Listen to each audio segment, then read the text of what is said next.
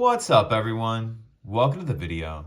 Today we're going to take a look at how to change the battery in this Infiniti Q60 remote key fob.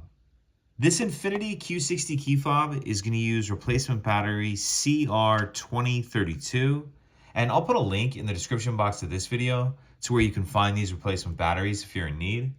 The other thing I'm going to be using to replace this key fob battery is a smaller flathead screwdriver. The first thing I'm going to do is grab my key fob and remove the emergency key that's in the bottom of it. That's done by pressing this release on the back of the fob that my thumb's on, and the emergency key will pull out like that. Now if I grab my screwdriver and hold the key fob with the buttons facing down, and we take a look at the bottom of the key fob, the end that the emergency key slid out of, you can see there's this slot right here that I'm touching with the end of the key. There's another one like it on this side as well.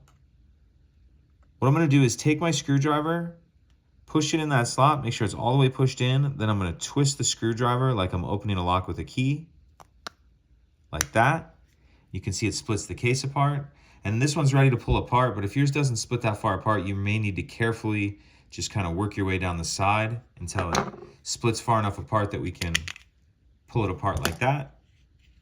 And we see our battery right here. There's a little bit of a cutout in this battery holder. You can see right here that I'm touching with the end of the key. It'll allow you to get under the edge of the battery and pop it out of that holder. Now I'm going to grab my new replacement battery, and you want to make sure that you're installing your new battery with the plus side down, positive side down.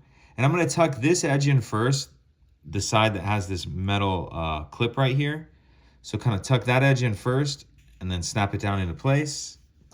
Then we can snap the two halves back together, slide our emergency key back in, and that's it. If you could take a second to like and subscribe, it helps us out, and I'd appreciate it. Thank you.